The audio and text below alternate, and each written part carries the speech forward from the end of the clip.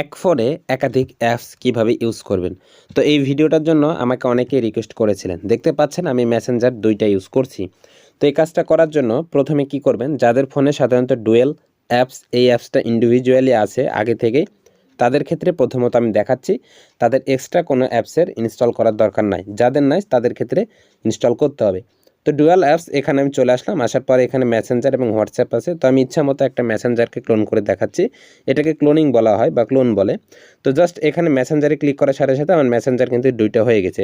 তো যাদের ক্ষেত্রে ডুয়াল অ্যাপস নাই তারা কি করবেন বা কোথায় থেকে পাবেন, তারা সরাসরি গুগল প্লে স্টোরে চলে আসবেন। প্লে স্টোরে আসার পর সার্চ বক্সে পেয়ে যাবেন এবং এখানে সার্চ বক্সে এসে লিখবেন ডুয়াল অ্যাপস অথবা ডুয়াল ক্লোন বা মাল্টি প্যারালাল স্পেস, এগুলো লিখলে কিন্তু এখানে অনেকগুলো অ্যাপস চলে আসবে। তো দেখতে পাচ্ছেন এখানে কিন্তু সার্চ র্যাঙ্কিংয়ে অনেকগুলো দেখাচ্ছে। তো ডুয়াল অ্যাপস লিখে আমি সার্চ করে দিলাম।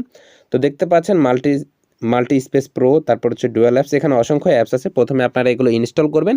ইনস্টল করার পর প্রথমে অ্যাপসে অ্যালাউ চাইবে, অ্যালাউগুলো দিয়ে দিবেন। তো যে অ্যাক্সেসগুলো চাইবে এগুলো সব দেওয়ার পর কি করবেন, প্রথমে অ্যাপসটাকে ইনস্টল করার পর অ্যাক্সেস দিবেন। অ্যাক্সেস দেওয়ার পর যে অ্যাপটাকে ক্লোন করতে চাচ্ছেন সেই অ্যাপসটাকে প্লাস আইকনে ক্লিক করে যতগুলো ক্লোন করতে চাচ্ছেন ততগুলো ইচ্ছামতো করতে পারবেন। সো এই ছিল মূলত আজকের ভিডিওটা দেখে যদি আপনার উপকার হয় তাহলে চ্যানেলটা অবশ্যই মাস্ট বি সাবস্ক্রাইব করে দেবেন, আর ভিডিওটা ভালো লাগলে অবশ্যই লাইক করতে ভুলবেন না। ধন্যবাদ।